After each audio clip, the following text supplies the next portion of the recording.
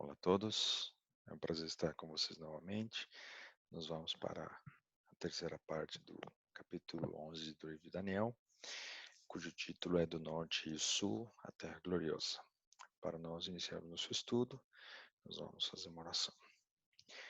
Nosso amado Deus, nosso querido bom Pai, suplicamos novamente a presença do Teu Santo Espírito no nosso estudo, me iluminando, Deus, colocando as palavras corretas para trazer a Tua palavra, a verdade que desejas para o nosso tempo.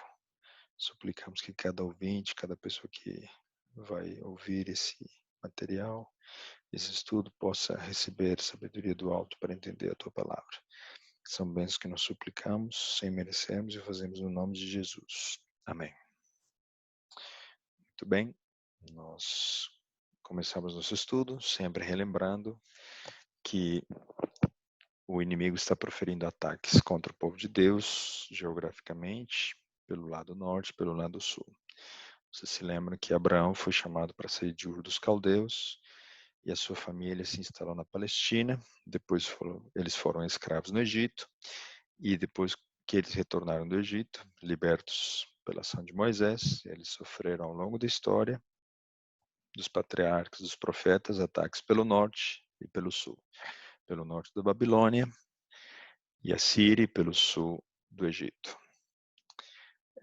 O tempo passou, nós vimos no estudo anterior, depois de ter passado pelos reis da Pérsia, da Grécia e entrado na análise dos reis ou imperadores de Roma imperial ou Roma pagã, nós vimos que o Messias foi perseguido por esse poder, ele morreu, se entregou na época em que Tibério César estava tendo autoridade sobre Pôncio Pilatos, e quando Jesus fundou a igreja cristã, ela se expandiu de Jerusalém, indo para a região das 7 igrejas, Paulo viajando pela região que conhecemos hoje como a Turquia, e o povo de Deus foi se expandindo, chegando até a Grécia, indo para a Europa Ocidental, para a região da França, Espanha e aquela região do Mediterrâneo. As nações europeias começaram a conhecer o cristianismo. Então, consequentemente a esse avanço geográfico do povo de Deus, o inimigo, ele começou a trabalhar e a perseguir o povo de Deus usando alguns dos seus elementos, o rei do norte e o rei do sul. Então, ao longo desse estudo, nós veremos como é que o ataque do inimigo, através dos elementos simbólicos, rei do norte e rei do sul, serão localizados ou dirigidos ao povo de Deus, que está em expansão pela região da Europa Ocidental. Então, no estudo de hoje, nós veremos que em uma nova fase de Roma, não mais a imperial, agora na versão papal, esse poder usado pelo inimigo tentará destruir o povo de Deus através, inicialmente, de mentiras sendo colocadas dentro da igreja.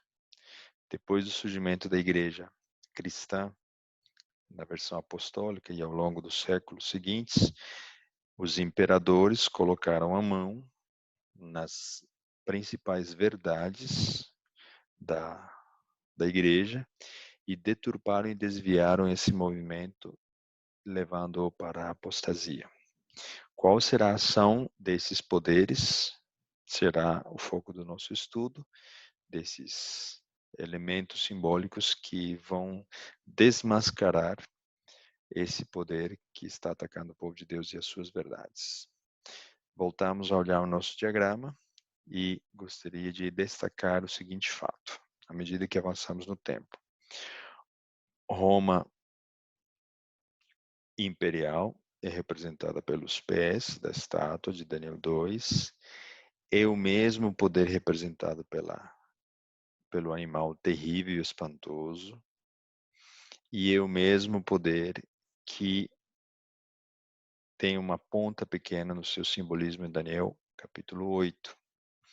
Vocês já viram comigo de que O rei do norte, ele vai evoluindo na sua aplicação em simbologia até mudar e sair da fase Roma imperial e ir para a fase Roma papal.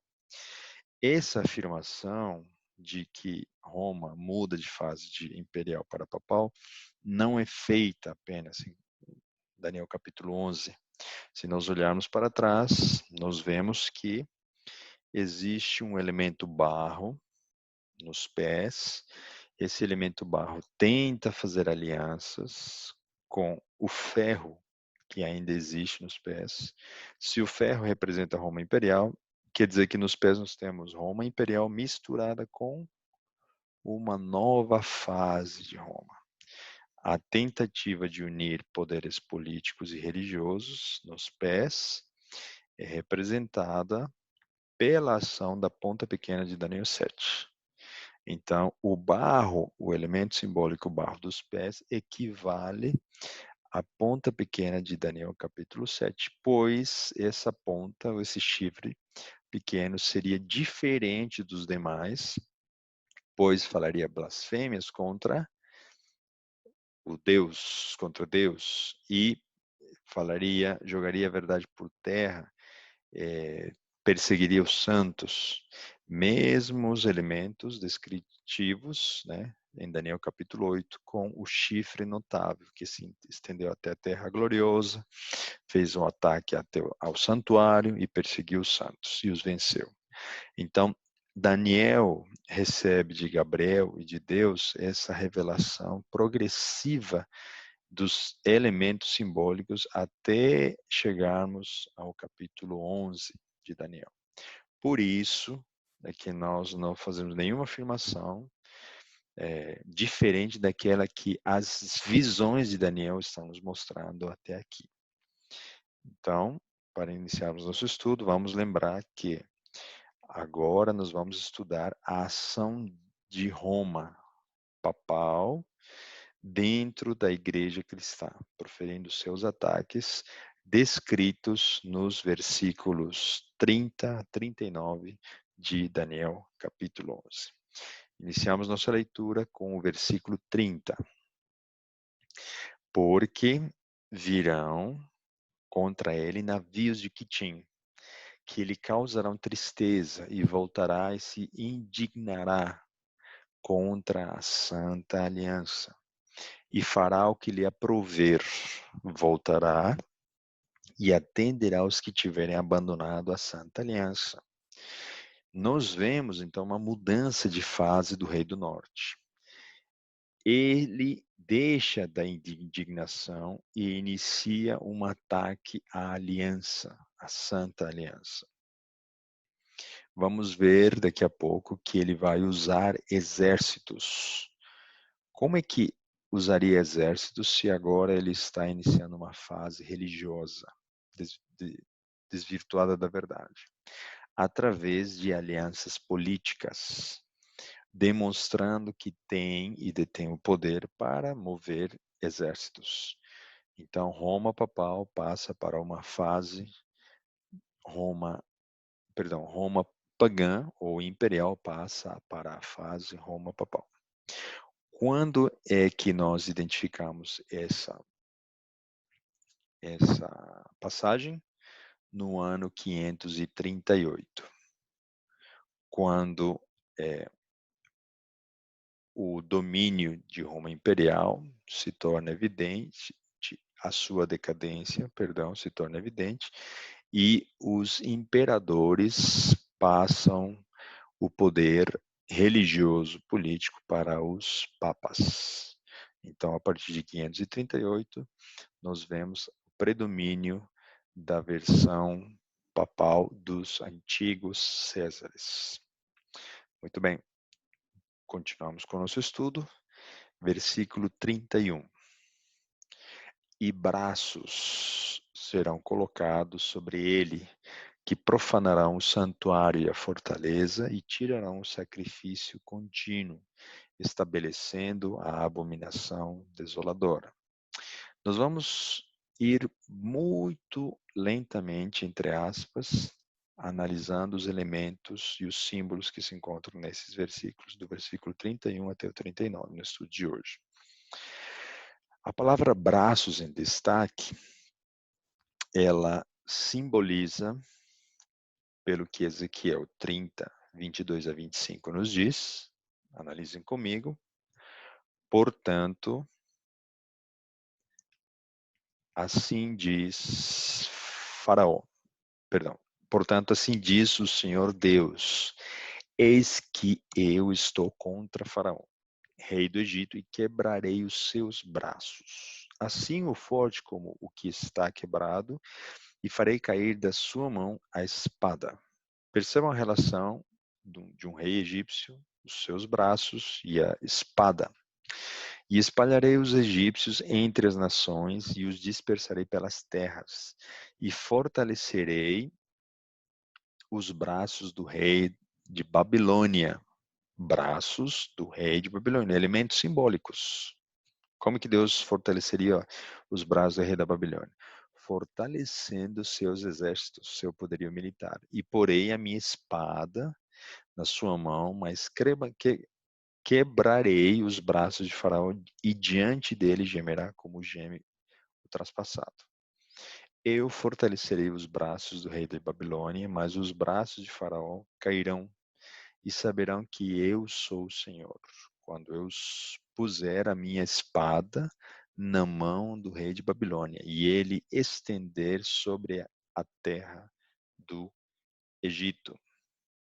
Então, nós podemos entender de que braços representam exércitos. Como é que Roma papal, o rei do norte, poderia movimentar exércitos se a igreja romana não tem sob seu domínio direto esses exércitos, através de alianças políticas? Continuamos a análise do versículo 31. Por esse poder, então, o que eles farão? Profanarão o santuário e a sua fortaleza. O que isso significa? Se nós utilizarmos o próprio livro de Daniel, capítulo 8, versículos 11 a 12, a palavra de Deus diz assim: e se engrandeceu, está falando do chifre, né? Até contra o príncipe do exército. Esse príncipe Jesus, e por ele foi tirado o sacrifício contínuo e o lugar do seu santuário foi lançado por terra. Se foi lançado por terra, quer dizer que o seu santuário está onde? Lá no céu. E um exército foi dado contra o sacrifício contínuo por causa da transgressão e lançou por a verdade por terra e o fez e prosperou. Vamos analisar quais verdades do santuário esse poder, Roma Papal, Rei do Norte, lançou por terra. Se você não conhece o assunto do santuário, eu vou fazer uma recapitulação bem rápida. Êxodo capítulo 25 descreve o desejo de Deus para com seu povo em Israel, no deserto, de habitar no meio deles. Então ele pediu para construir um santuário. E os elementos que se encontravam no santuário eram o átrio, na região externa ao tabernáculo, o lugar santo e o lugar santíssimo. No átrio se encontravam o altar do sacrifício, a pia, no lugar santo, o candelabro, a mesa dos pães e o altar do incenso, e no lugar santíssimo, a arca do concerto e a vara de Arão e uma porção do maná dentro do móvel da arca do concerto, do Shekinah.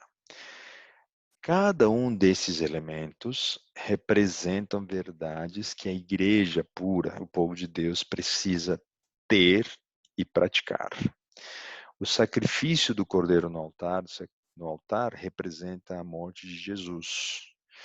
A água representa o batismo. Depois do crente aceitar o sacrifício de Cristo pela fé, ele entrega sua vida a ele através do batismo, por imersão. Ele então inicia uma jornada de santificação através da passagem pelo lugar santo, onde a palavra de Deus que são representados pelos pães que estão na mesa, e é através da palavra de Deus que ele se alimenta, e ele inicia uma santificação da sua vida espiritual. Ele recebe o Espírito Santo através dos seus pedidos e de suas orações, numa intercessão, e ele consegue, com esse relacionamento que iniciou com seu Salvador, através do estudo da sua palavra e da oração, ser uma luz, um testemunho para os outros.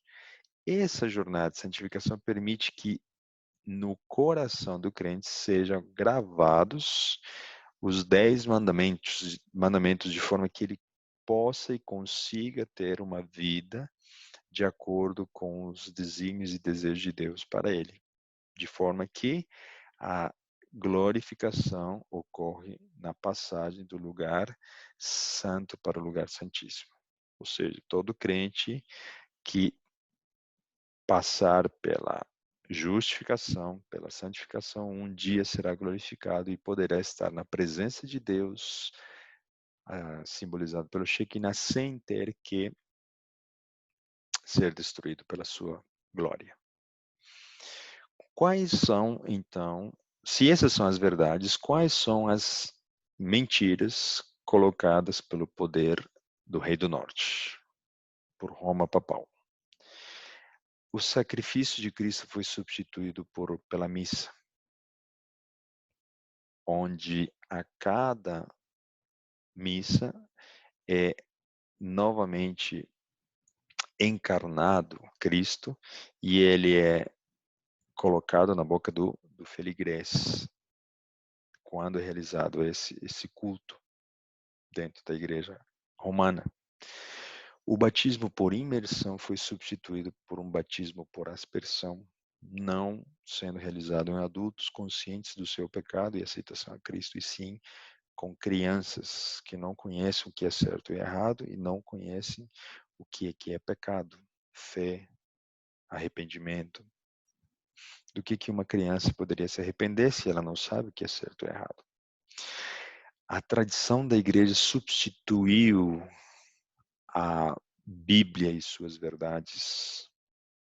As rezas repetidas substituíram as orações sinceras, de coração aberto.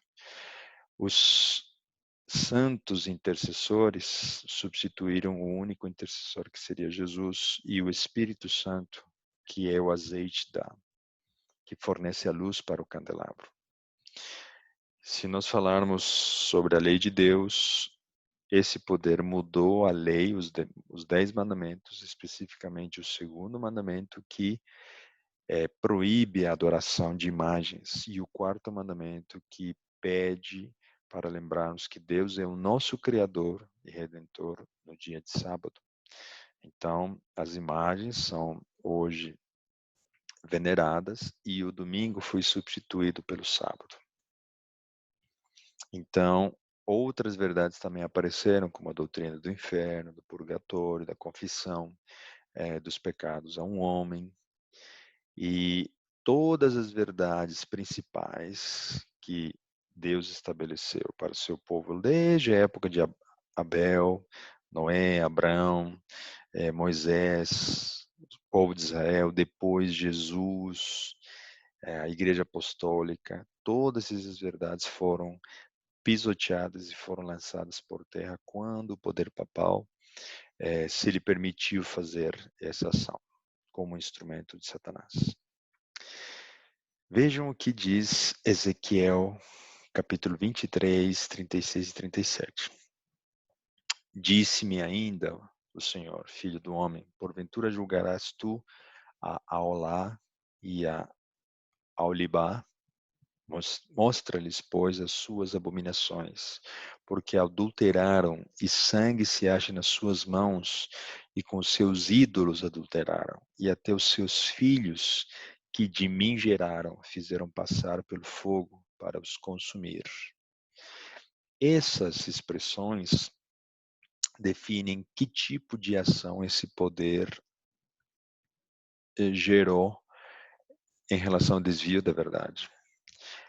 A imagem que as pessoas tinham de Deus naquela época era que Deus era um Deus sanguinário, porque esse poder levou aos crentes ao sacrifício de filhos e a ter medo por causa do tipo de sacrifício que eles realizariam, se esses sacrifícios seriam aceitos ou não, por um Deus que estava apenas julgando, punindo e verificando se o ser humano pecava ou não para ser lançado ao inferno.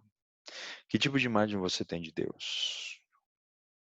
Essa imagem e essa representação na sua mente mudam a sua fé e a sua jornada cristã. Como é que você entende a Deus afetam o seu comportamento e como você se relaciona tanto com Ele, com o seu semelhante. Versículo 38 do capítulo 23 de Ezequiel. E ainda isto me fizeram, contaminaram o meu santuário no mesmo dia e profanaram os meus sábados. Por que nós estamos usando Ezequiel? Ezequiel era um contemporâneo do profeta Daniel. E eles sabiam quais foram os motivos que levaram à apostasia do povo de Israel e, consequentemente, ao castigo que eles receberam de Deus.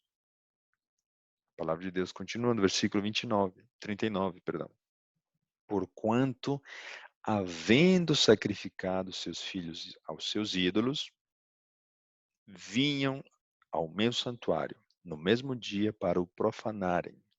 E eis que assim fizeram no meio da minha casa.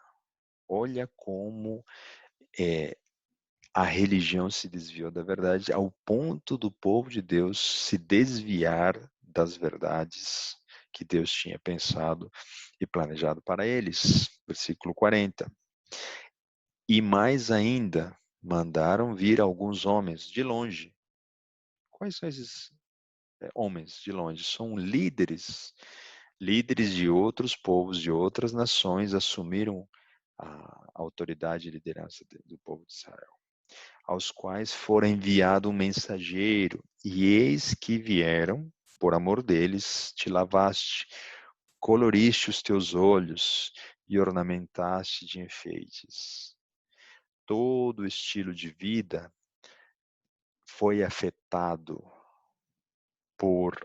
pelas verdades que foram lançadas por terra. O estilo de vida daqueles que um dia foram crentes e passaram a ser filhos do inimigo, espiritualmente falando. Versículos 23, 43 e 44, capítulo 23 de Ezequiel. Então disse a envelhecida em adultérios, agora deveras, se prostituirão com ela e ela com eles. E entraram a ela, como quem entra a uma prostituta, assim entraram a Aloá e a Aolibá, mulheres infames. 45, 46, versículos 45 a 46 de Ezequiel 23. De maneira que homens justos as julgarão como se julgam as adúlteras, como se julgam as que se derramam sangue, porque são adúlteras, e sangue há nas suas mãos. Numa linguagem simbólica, está falando de mulheres adúlteras, que são pessoas que constituem igrejas que se desviaram da verdade, não são mais puras ou virgens. Porque assim diz o Senhor Deus: farei subir contra elas, uma multidão, e as entregarei ao deserto, desterro e ao saque. Que triste situação ver como o inimigo tinha tido sucesso no desvio da verdade de milhares e milhares de pessoas. Voltamos ao versículo 31 de Daniel, capítulo 11. Qual é a expressão que nós vamos analisar agora? E tirarão o contínuo sacrifício. Quando você pega o original desse versículo, você vai descobrir de que a palavra sacrifício não faz parte do original. E para confirmar essa afirmação, nós recorremos a uma declaração de Ellen White, que diz: então vi, em relação com a palavra contínuo, né, no original tamid, que a palavra sacrifício tinha sido provida pela sabedoria humana e não pertence ao texto. Então, precisamos lembrar de que o que esse poder fez? Ele retiraria o contínuo. O que significa contínuo no contexto do santuário? Precisamos lembrar de que a morte de Cristo, representada através do sacrifício do Cordeiro, era realizado 2 vezes por dia no ritual do santuário. Um sacrifício de manhã, matutino, e um vespertino, no final da tarde. Então, a morte de Cristo era algo contínuo. O rei do norte o substituiria por quê? Por uma hóstia que representava o corpo de Cristo, literalmente. Então, a missa estabelece a encarnação e morte contínua de Cristo, sendo que Cristo foi morto apenas uma única vez e para a salvação de todos. O que também era contínuo no, na simbologia do santuário? A palavra de Cristo, o pão, o alimento espiritual do crente. A palavra tamid, sacrifício contínuo, também se refere aos pães da proposição, porque Cristo também é o pão.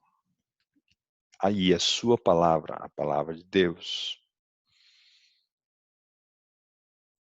Luz, perdão, a presença de Cristo é interessante nesse aspecto, que a palavra de Deus, ela é do próprio Cristo. Se nós olharmos no tempo em que nós vivemos, nós sabemos que Cristo está lá no céu. Então, Cristo está lá no céu, mas a sua palavra está aqui na terra conosco. Na Bíblia, nós estamos aqui na terra, mas espiritualmente nos encontramos no céu, porque os nossos nomes estão escritos nos livros do céu. Então, essa comparação entre onde está Cristo no céu, mas a sua palavra está aqui conosco, ela significa que nós estamos espiritualmente onde nós não estamos pessoalmente, pois nós estamos fisicamente aqui, nessa terra, mas espiritualmente os nossos nomes se encontram nos livros do céu.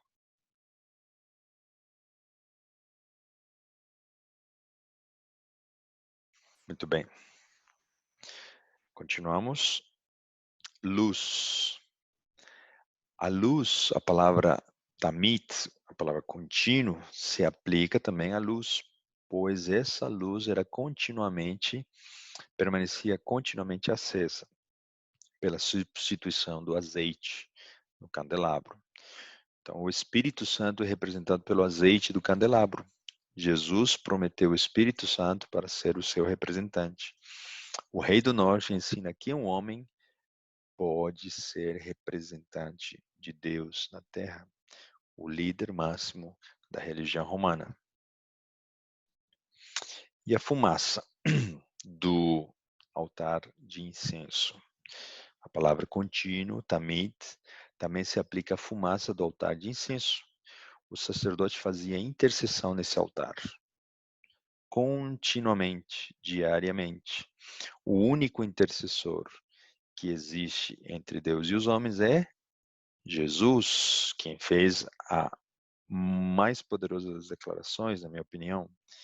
Eu sou o caminho, a verdade e a vida. Ninguém vai ao Pai senão por mim. Então não existe um outro intercessor a não ser Jesus Cristo, o Rei do Norte. E entenda-se, toda vez que eu dizer Rei do Norte, Roma Papal, promove peregrinagens, penitências, sacrifícios para conseguir ser ouvido ou atendido por Deus. Nada do que nós façamos terá algum resultado no coração e na mente de Deus, porque Ele nos amou tão grandemente que entregou a vida do seu Filho para morrer por nós. Então, nada do que eu fizer vai conseguir mudar o amor de Deus por mim. Então, Deus não se agrada das penitências, peregrinagens ou de algo que eu possa oferecer para Ele. Porque se eu tento oferecer algo para Ele, eu estaria menosprezando a graça derramada por Ele ao entregar seu Filho Jesus para me salvar. Muito bem. O que diz Lucas 16:15? E disse-lhes: Vós sois os que vos justificais a vós mesmos diante dos homens, mas Deus conhece os vossos corações, porque o que entre os homens é elevado perante Deus é a abominação. O que é abominação, então? Vamos tentar entender, porque esse poder ele retiraria o contínuo e colocaria a abominação de desolação. Jeremias, capítulo 32, versículos 35, diz assim: E edificaram os altos de Baal, que estão no vale do filho de Rinom, para fazerem passar seus filhos e suas filhas pelo fogo a Moloque. E o que nunca lhes ordenei, nem veio ao meu coração que fizessem tal abominação para fazerem pecar a Judá. Então, existem várias ações humanas que se constituem abominação para Deus. Uma delas é entregarmos nossos filhos e nossas filhas em adoração a deuses falsos. Nesse caso, ilustrado por Moloque.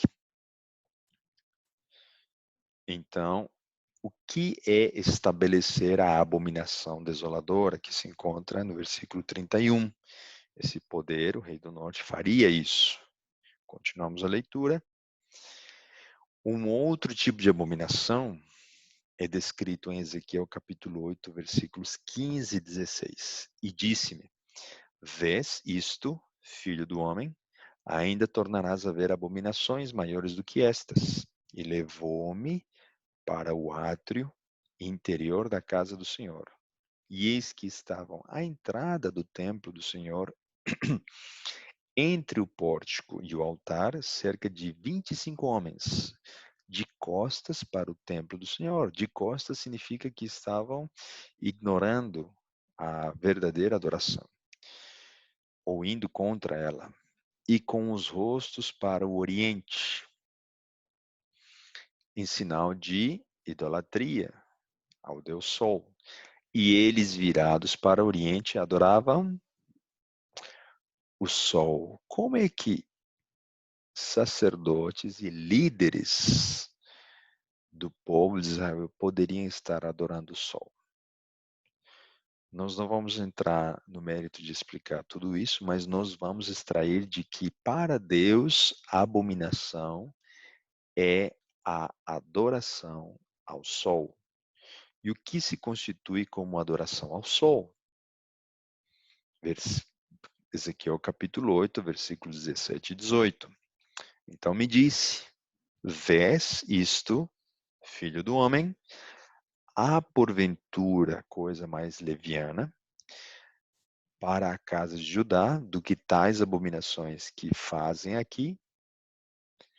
Havendo enchido a terra de violência, tornam a irritar-me, e ei-los a chegar o ramo ao seu nariz. Por isso também eu os tratarei com furor. O meu olho não poupará, nem terei piedade. Ainda que me gritem aos ouvidos com grande voz, contudo não os ouvirei. Interessante que quando Deus não ouve, é porque ele já não aceita mais a intercessão, significando que a graça não está mais disponível. E isso ocorrerá nos últimos dias, quando Deus decidir terminar o grande conflito entre o bem e o mal.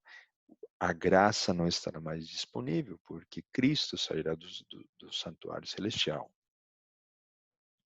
Ezequiel capítulo 20, versículo 12.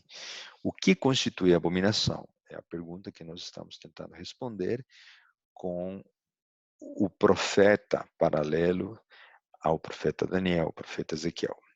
E também lhes dei os meus sábados, para que servissem de sinal entre mim e eles, para que soubessem que eu sou o Senhor que os santifica. O sinal entre o Criador, Deus e as suas criaturas, seu verdadeiro povo, seriam o sábado, a guarda do verdadeiro dia de repouso. Percebam que o que diz Daniel em relação à abominação de desolação. E depois das 62 semanas será cortado o Messias, mas não para si mesmo. E o povo do príncipe que há de vir destruirá a cidade e o santuário. Quem foi que destruiu a cidade e o santuário? Tito, general romano. E o seu fim será como uma inundação. Até o fim haverá guerra. Estão determinadas as assolações. E ele firmará aliança com muitos por uma semana, falando do Messias, o ungido. E na metade da semana ele fará cessar o sacrifício e a oblação. E sobre a asa das abominações virá o assolador.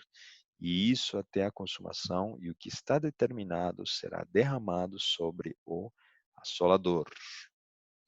Vamos fazer uma conexão com essa destruição do santuário e da cidade, que é descrita por Daniel, capítulo 9. Em Mateus, capítulo 24, versículos 15 e 16, Jesus faz uma afirmação conectando com a abominação de desolação. Quando, pois, virdes que a abominação da desolação, de que falou o profeta Daniel, está no lugar santo, quem lê, entenda. Então, os que estiverem na Judeia, fujam para os montes. Qual é a advertência que Jesus está fazendo ao seu povo, à sua igreja? Quando vocês virem a abominação de desolação, que falou o profeta Daniel, fujam para os montes. O que constituía a abominação para os judeus na época e pouco antes de Jerusalém ser destruída? O historiador Flávio Josefo, ele afirma de que o sítio romano ao redor de Jerusalém constitui uma abominação. Os romanos usavam estandartes que tinham uma águia com as asas abertas e ao redor havia um conjunto de folhas douradas que representava o sol. Os estandartes eram fixados, cravados no chão e como sinal do sítio, e os soldados se ajoelhavam ao lado dos estandartes e adoravam os seus deuses. O sinal que o deus Sol, Mitra, tinha assegurado a vitória era a colocação dos estandartes idólatras por parte dos soldados romanos ao redor e no sítio de Jerusalém. É interessante que essa colocação de estandarte definia que aquele território iria pertencer ao poder romano. O que Ellen White afirma a respeito desse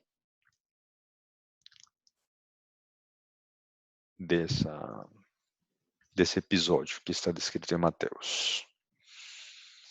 Ela diz o seguinte no livro Grande Conflito, na página 26. Me permitam só um minuto. Deslocar a imagem aqui.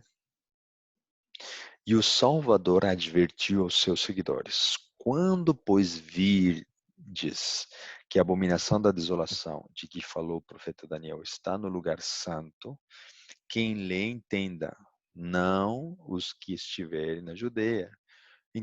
Então, os que estiverem na Judeia, fujam para os montes. Mateus 24, 15, 16, Lucas 21, 20.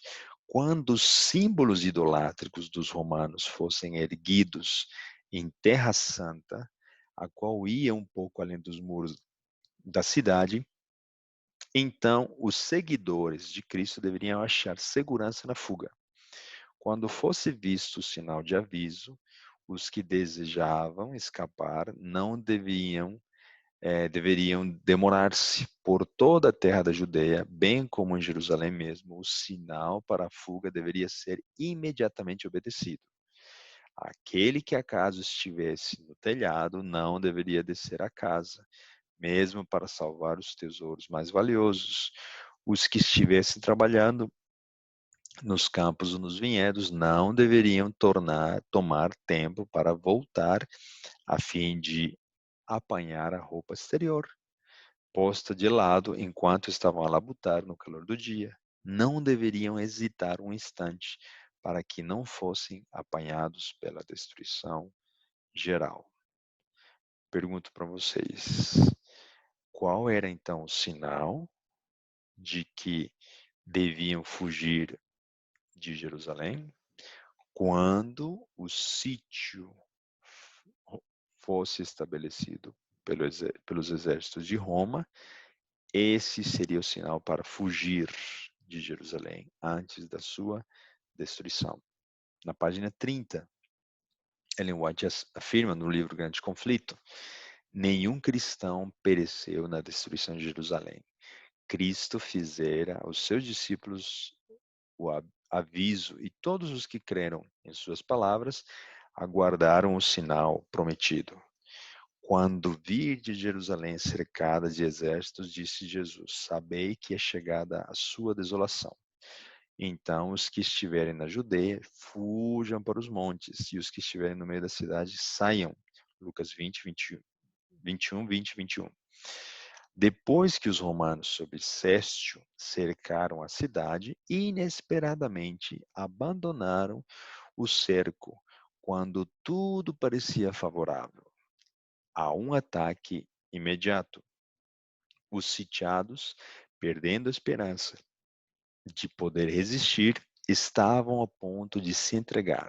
Quando o general romano retirou suas forças sem a mínima razão aparente, entretanto, a misericordiosa providência de Deus estava dirigindo os acontecimentos para o bem de seu próprio povo.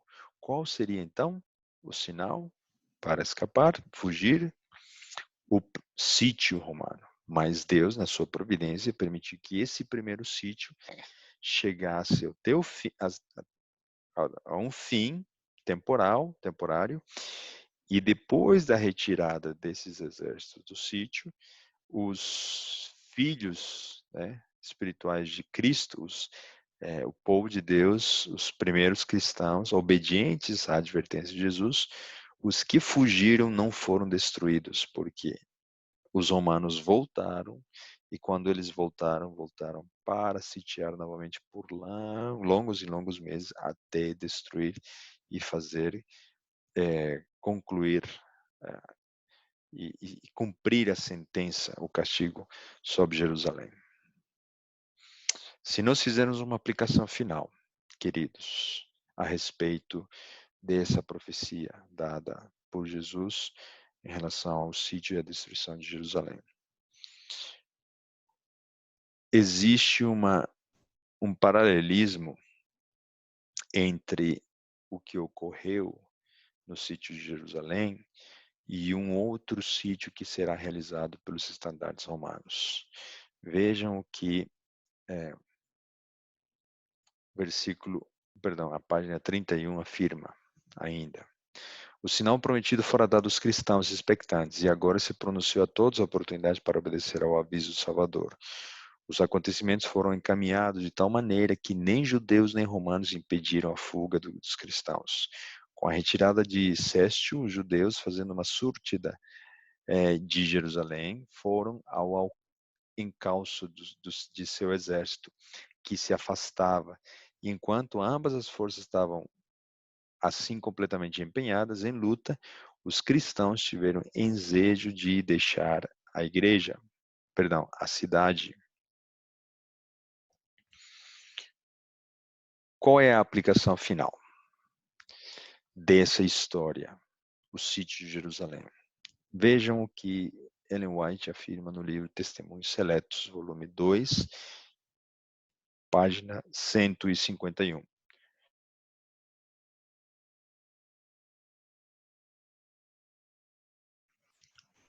A palavra dela, de Ellen White, diz assim: como a aproximação dos exércitos romanos foi um sinal para os discípulos da iminente destruição de Jerusalém, assim essa apostasia será para nós um sinal de que o limite da paciência de Deus está atingido, que as nações encheram a medida da sua iniquidade. E o anjo da graça está a ponto de dobrar as asas e partir desta terra para não mais tornar. O povo de Deus entrará então num período de aflição e angústia que o profeta designa, o tempo da angústia de Jacó. O clamor dos fiéis perseguidos se elevará até o céu. Como é que será feito então um sítio semelhante contra o povo de Deus? O que isso significa nos nossos dias? Os estandartes romanos devem representar algo e deve existir alguma aplicação em relação a algum poder político que fará e definirá uma perseguição contra os filhos de Deus. Qual país do mundo tem o símbolo de uma águia? E ao redor da águia existe um sol. Vocês já viram a nota de $1? Os mesmos elementos. A águia, simbolizada do estandarte romano, está presente na nota de $1. A qual país pertence essa nota de $1, que tem os mesmos elementos? A água, a águia e o símbolo das folhas, formando a figura de um sol. Nessa mesma figura do dólar, existem escrituras em latim. O latim era a língua oficial de Roma Imperial. Vocês percebem a conexão que estamos realizando? Quando esta autoridade colocar seu estandarte, o que estava colocado no estandarte dos soldados dos exércitos romanos? Umas folhas em forma de e formando a figura do sol, a adoração do dia do sol. Então, quando uma autoridade, essa autoridade civil, colocar seu estandarte à adoração ao dia do sol como dia de guarda, saberemos que é o momento de deixar as cidades. E aqui nós estamos fazendo um paralelo com a profecia de Apocalipse 13, que apresenta duas bestas. A primeira delas, que surge da terra, que surge do mar e que representa os poderes, um sistema de poderes ao longo das eras, mas que quando voltar a assumir e a sua ferida for curada, tornará a recuperar poder de perseguição. Então, mas como nós sabemos, a estratégia de Satanás é utilizar um poder religioso desviado da verdade para fazer uma aliança com o poder político ou civil. Esse poder político e civil é representado pela segunda besta que surge da terra em Apocalipse 13. Qual é a nação que nós identificamos agora que detém os mesmos elementos? A águia, o sol, se não é os Estados Unidos da América. Então, nós devemos entender de que quando os Estados Unidos da América estabelecerem uma lei em prol do descanso da sua sociedade no dia de domingo, nós cristãos devemos entender de que o cerco, o sítio de Jerusalém espiritual, a capital do povo de Israel espiritual, está sendo colocado. Esse sítio é representado nos nossos dias pela emissão de um decreto que obrigue a sociedade americana a guardar e cumprir o domingo como dia de repouso. Na sequência, Ellen White diz o seguinte: não é tempo agora de o povo de Deus estar fixando suas afeições ou entesourando neste mundo. Não vem muito distante o tempo em que, como os antigos discípulos, seremos forçados a buscar refúgio em lugares desolados e solitários, como o cerco de Jerusalém pelos exércitos romanos. Era o sinal de fuga para os cristãos judeus. Assim, percebam, prestem atenção com essa parte da declaração de Ellen White. Assim, o arrogar-se nossa nação, está falando dos Estados Unidos, o poder no decreto que torna obrigatório o dia de repouso papal, ou seja, quando o poder papal, aliado aos Estados Unidos, como nação mais poderosa do mundo, se unirem para obrigar a um decreto de guarda do domingo, essa ação será um sinal, uma advertência para nós. Será então tempo de deixar as grandes cidades, passo preparatório ao sair das menores para lares retirados em lugares solitários entre as montanhas. Impressionante como Deus tem misericórdia de nós e Ele deixa a sua profetisa falando ao nosso coração. Quando é que nós saberemos que precisamos abandonar as grandes cidades e nos prepararmos para abandonar as menores? Quando os Estados Unidos da América estabelecerem, junto com o Rei do Norte, Roma Papal, um decreto de adoração ao Deus Sol, o Sunday, o domingo, o dia do sol, se constituirá uma abominação quando a nação americana estabelecer por decreto que todos, embaixo da sua autoridade, sob seu território, deverão guardar o domingo. A abominação desoladora, então, será a idolatria, a adoração do dia do sol, que traz desolação ao mundo, porque a sua influência através de um contexto global dos Estados Unidos permitirá preparar o caminho para para o estabelecimento de leis similares no mundo inteiro, para guardar o primeiro dia como dia de guarda, o domingo. Voltemos ao nosso perdão, tem mais uma citação aqui de Ellen White. No livro Testemunhos para a Igreja, volume 6, versículo 18, na mesma linha de raciocínio. Quando os Estados Unidos, o país da liberdade religiosa, se aliar ao papado a fim de dominar as consciências e impelir os homens a reverenciar o falso sábado, os povos de todos os demais países do mundo hão de ser induzidos a imitar-lhe o exemplo.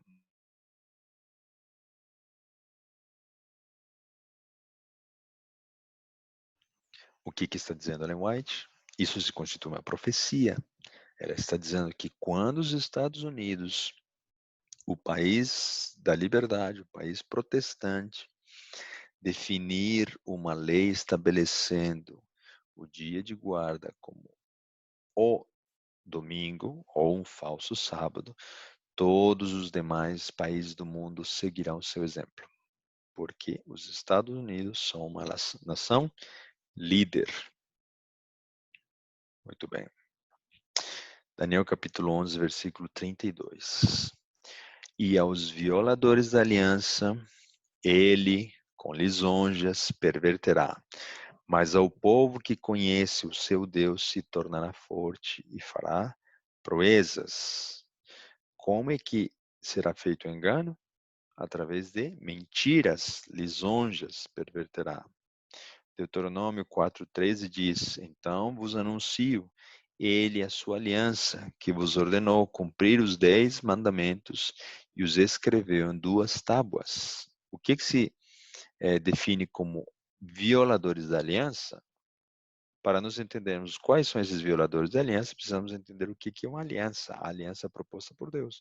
E Deuteronômio nos diz de que a aliança de Deus são os 10 mandamentos, as 2 tábuas de pedra. Deuteronômio 9:9 confirma que subindo eu, Moisés, falando ao monte a receber as tábuas de pedra, as tábuas da aliança que o Senhor fizera convosco, então fiquei no monte 40 dias e 40 noites. Pão não comi e água não bebi. Percebam que 2 tábuas da aliança constituem, as 2 tábuas contendo os 10 mandamentos constituem a aliança entre Deus e seu povo.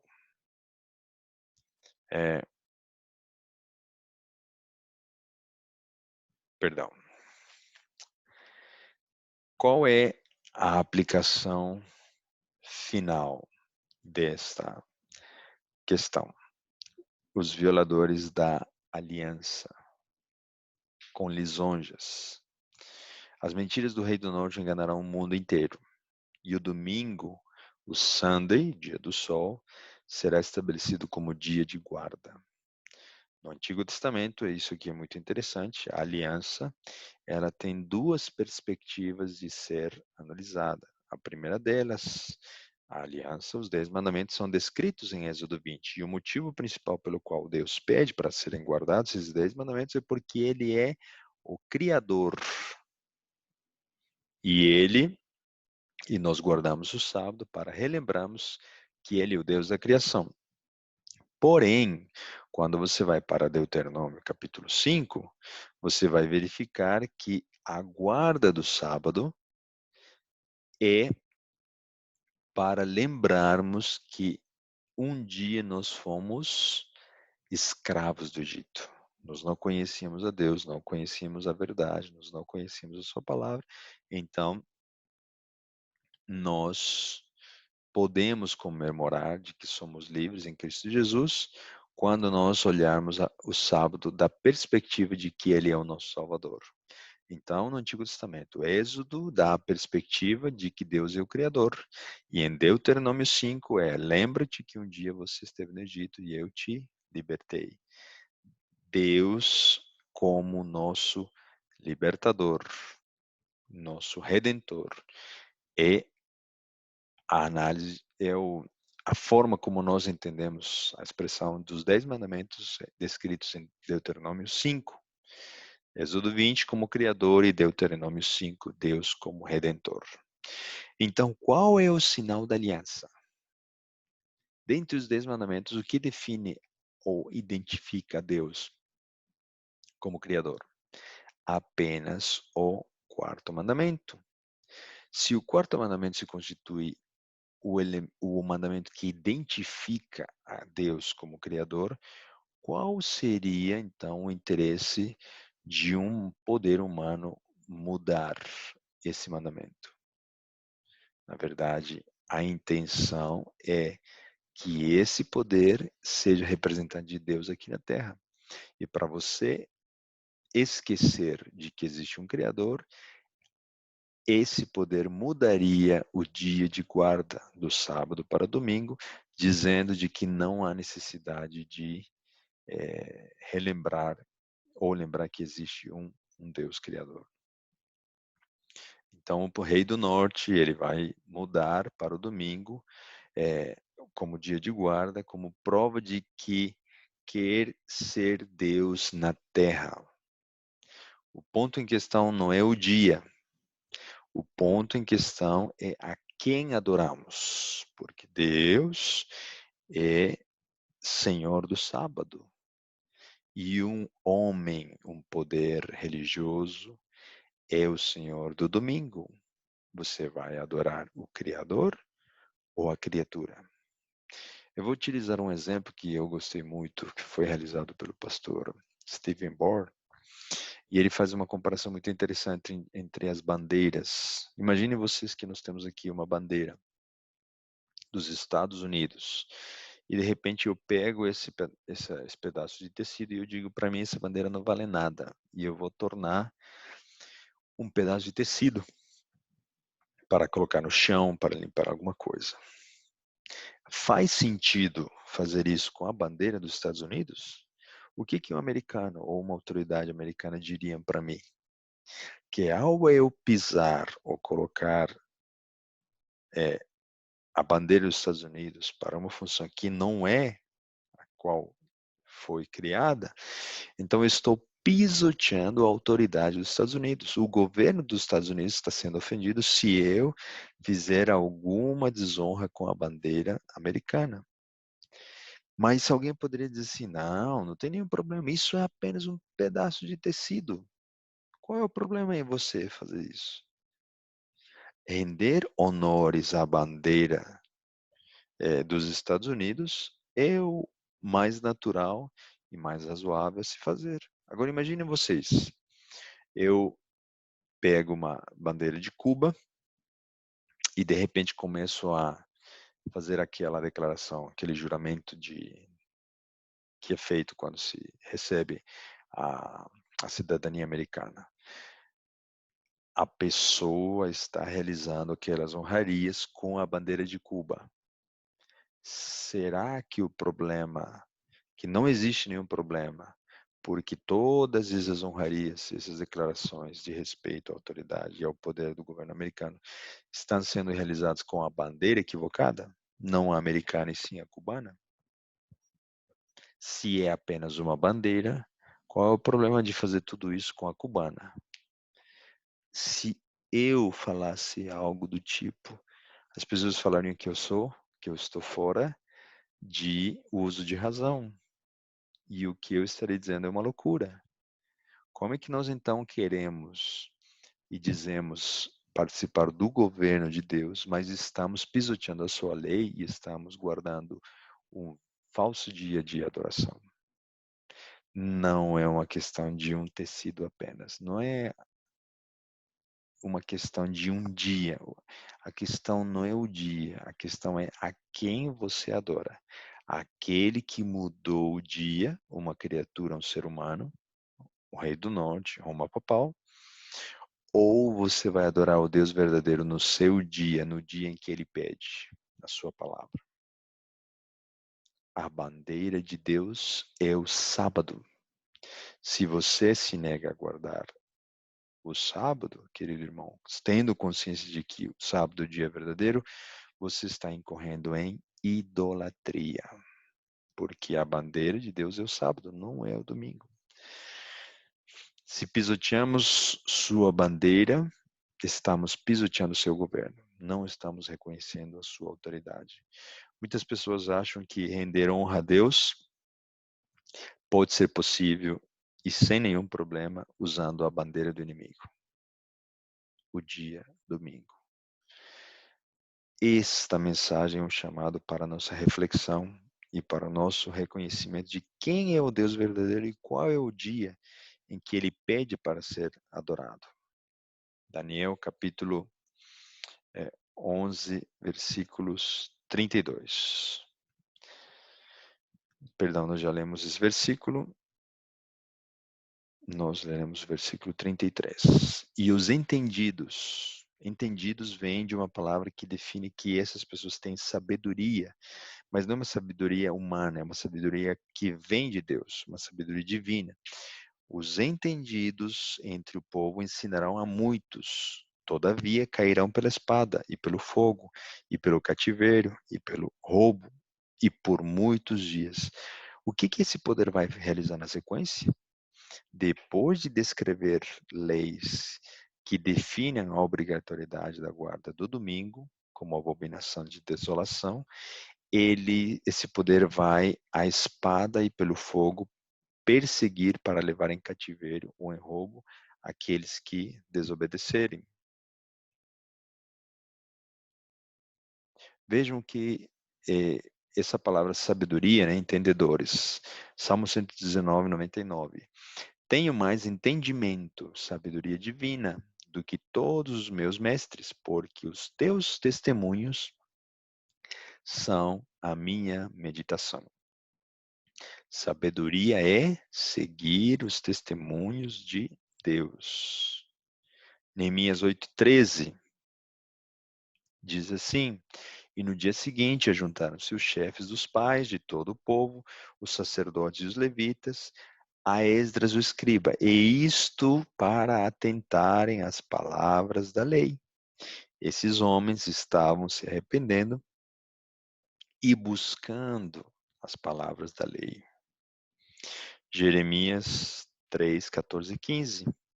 Convertei-vos, ó filhos rebeldes, diz o Senhor, pois eu vos desposei e vos tomarei a um de uma cidade e a dois de uma família, e vos levarei a Sião. Dar-vos-ei pastores segundo o meu coração, os quais vos apacentarão com ciência divina. Essa palavra ciência se refere a um conhecimento, uma sabedoria divina, ok? E com sua inteligência.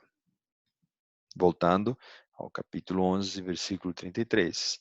E os entendidos entre o povo ensinarão a muitos, todavia cairão pela espada e pelo fogo e pelo cativeiro e pelo roubo por muitos dias. Versículo 34.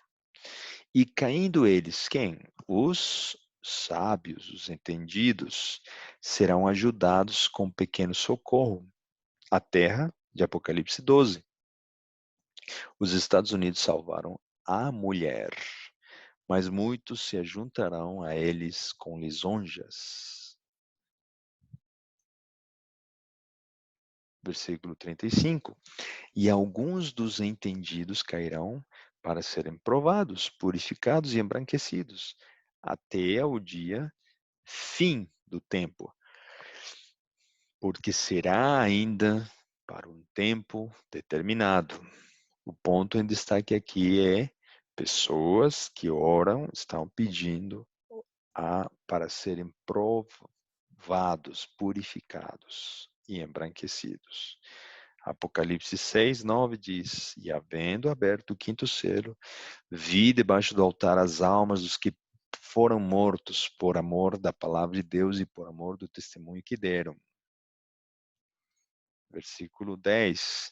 E clamavam com grande voz, dizendo: Até quando, ó verdadeiro e santo dominador, não julgas e vingas o nosso sangue dos que habitam sobre a terra?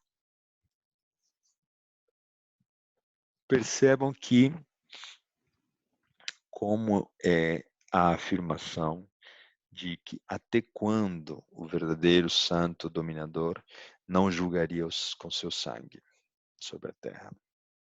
Versículo 11. E foram dadas a cada um compridas vestes brancas, e foi-lhes dito que repousassem ainda um pouco de tempo, até que também se completasse o número dos conservos e seus irmãos, que haviam de ser mortos como eles foram. Interessante que quem não recebe a marca da besta poderá receber o quê? Uma veste branca, sabendo que a marca da besta, de Apocalipse 13, ela é definida também por aqueles que guardarão o domingo no futuro próximo. Apocalipse 7,14 diz: E eu disse-lhe, Senhor, tu sabes.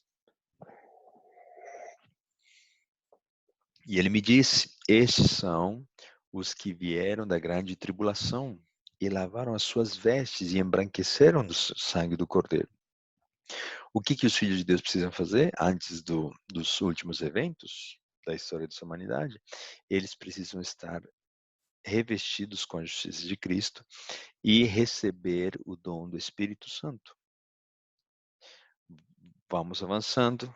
versículo 35 do capítulo 11.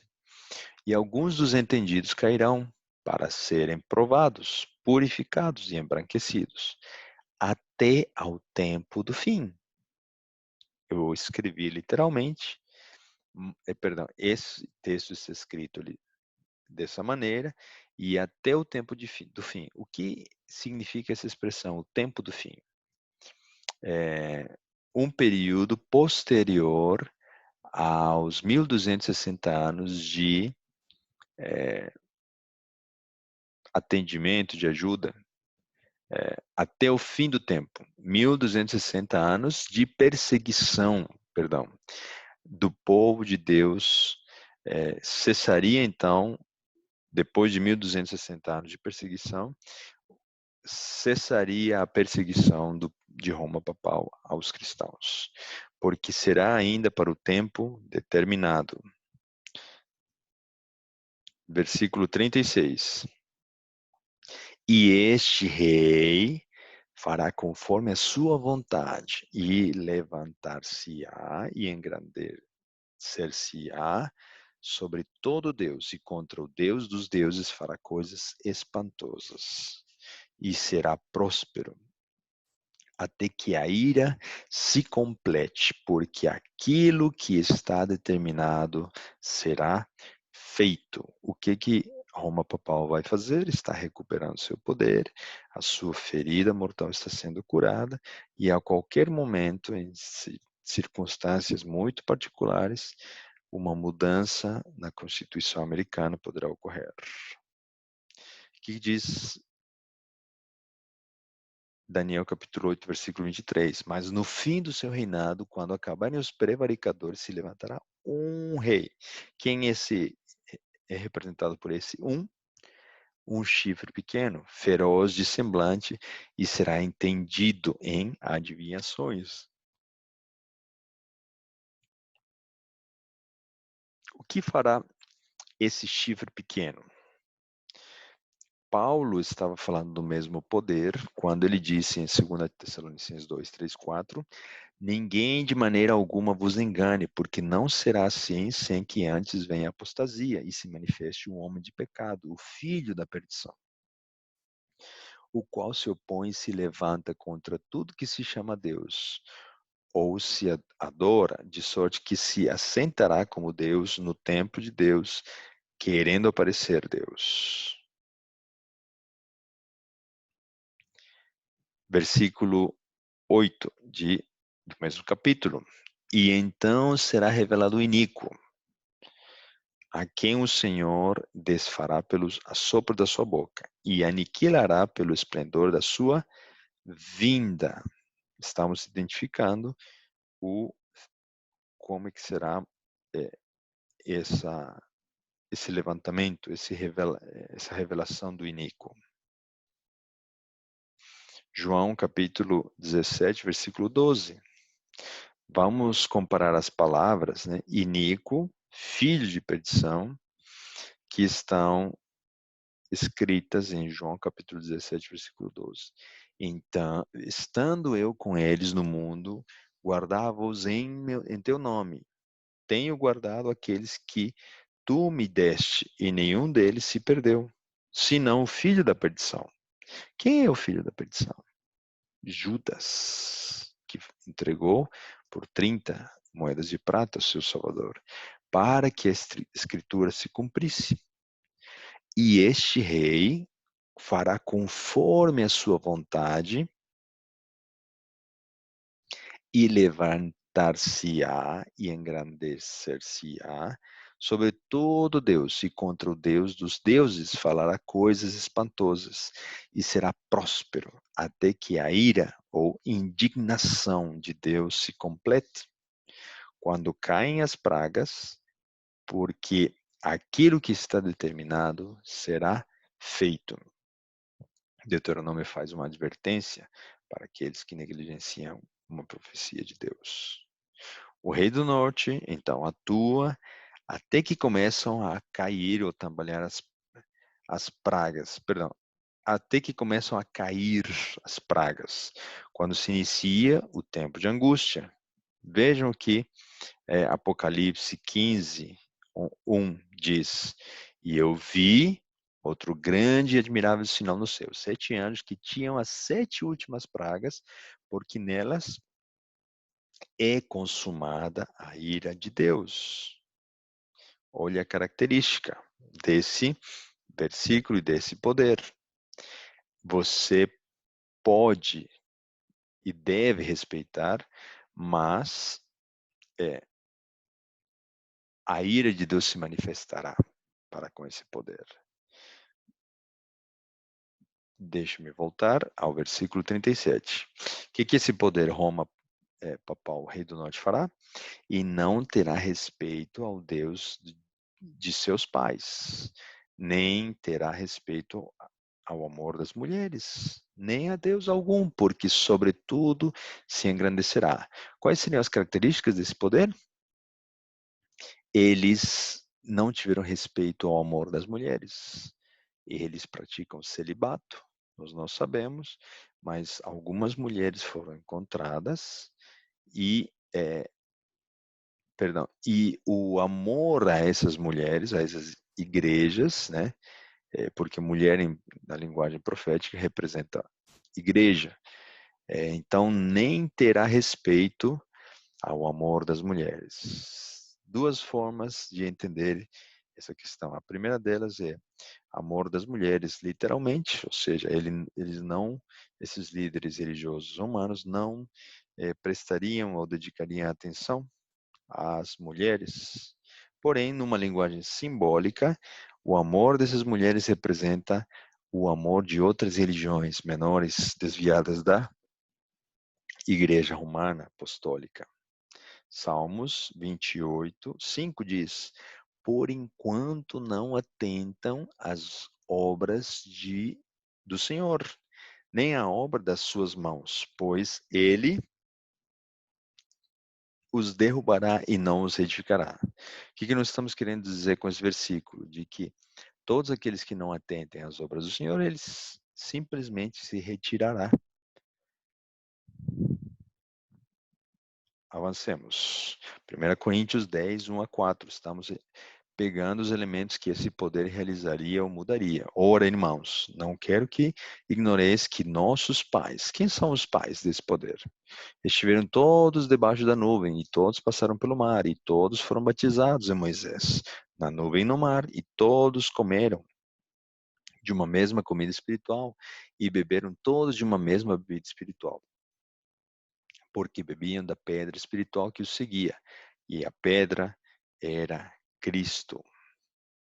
Que é interessante como nós podemos reconhecer através da simbologia, usando apenas a concordância, de que essa expressão nossos pais se refere a uma herança espiritual vinda de Moisés.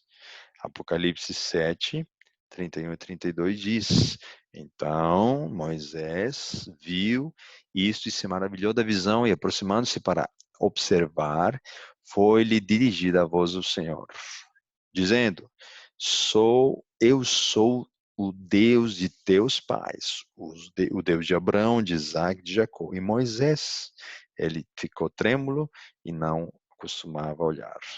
Qual é o motivo de nós trazermos esses versículos? Entendermos o que significa os teus pais e não ter a respeito dos seus pais, nem Abraão, nem Isaac, nem os fundadores da igreja, que viviam com toda a modéstia e sem nenhuma pretensão de ocupar algum trono, vestir alguma roupa específica. Muito bem. Atos 7, 31 e 32. Então Moisés, quando viu isso, se maravilhou da visão e, aproximando-se para observar, foi-lhe dirigida a voz do Senhor, dizendo: Eu sou o Deus de teus pais, o Deus de Abraão, o Deus de Isaac, o Deus de Jacó e de Moisés. Êxodo 13, 11. Para entendermos o que são os pais. Então, também acontecerá que quando o Senhor te houver introduzido na terra dos cananeus, como jurou a ti e aos teus pais, enquanto houver dado. Quando houver dado. Então, esse versículo está dizendo de que nós precisamos cuidar do que nós temos em relação a uma herança patriarcal e espiritual. Daniel capítulo 11, versículo 37. E não terá respeito aos seus deuses, nem terá respeito ao amor das mulheres. Já analisamos essa simbologia. Versículo 38, já estamos chegando ao fim. Mas em seu lugar, do Deus dos seus pais, honrará a um Deus, o Deus das forças, Mausim, que vem de Maós. Esse Deus das forças define como sendo o próprio ser humano, né? Um Deus falso, e não o Deus verdadeiro. Então, mas em seu lugar, em lugar do Deus de seus pais, Abraão e Isaac, ou os primeiros apóstolos, honrará um Deus das forças, Mausim, e a um Deus a quem seus pais não conheceram. Honrará com ouro e com prata, e com pedras preciosas e com coisas agradáveis. Versículo 30, perdão. O que significa o Deus das forças? Aqui está sendo descrito em Daniel 11:7. Mas de um renovo das raízes dela se levantará o seu lugar e virá com o exército e entrará na fortaleza, né? Na mesma palavra sendo usada, mão sim, ou seja, a relação que define um Deus das forças é justamente o fato dele, o rei do norte, utilizar um exército para mobilizar, para atacar os filhos de Deus. Versículo 19. As fortalezas. O que são fortalezas? O Deus das forças. Virará então o seu rosto para as fortalezas da sua própria terra, mas tropeçará e cairá e não será achado. Fortalezas seriam fortificações que definem uma condição de defesa diante de um ataque do inimigo. Versículo 38. Mas mas em seu lugar honrará a um Deus das forças e a um Deus a quem seus pais não conheceram. Honrará com ouro e com prata e com pedras preciosas e com coisas agradáveis. O que significa essa questão de ouro, prata e pedras preciosas? Apocalipse 17:4. Se nós estamos falando do Rei do Norte, de Roma papal, nós precisamos reconhecer que são os mesmos elementos que estão ocorrendo em Apocalipse 17. A mulher prostituída estava vestida de púrpura e de escarlata, e adornada com ouro e pedras preciosas e pérolas, e tinha na sua mão um cálice de ouro cheio das abominações e da imundícia da sua fornicação.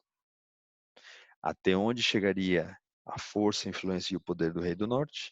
Até o ponto de se vestir com arranjos idolátricos, ouro e pedras preciosas e pérolas. Dessa maneira, nós concluímos Daniel capítulo 11, 38 e 39, dizendo que esse poder faria um ataque mortífero, letal e muito intenso ao povo de Deus, desviando a verdade, atacando, perseguindo e, para os nossos tempos, preparando o seu estandarte para fazer um sítio ao povo de Israel espiritual. Que Deus nos abençoe para que nós possamos entender, reconhecer os desdobramentos, as ações no nosso tempo desse poder, o Rei do Norte.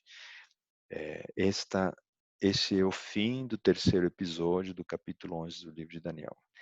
A parte mais interessante, quando o conflito se intensifica entre os reis do norte e do sul, numa versão onde Roma papal, o rei do norte, terá sua ferida mortal curada, nós veremos como a intensificação desse grande conflito terá um desfecho final, um desfecho controlado e guiado por Deus. Que Deus te abençoe. Nos encontramos no nosso próximo estudo.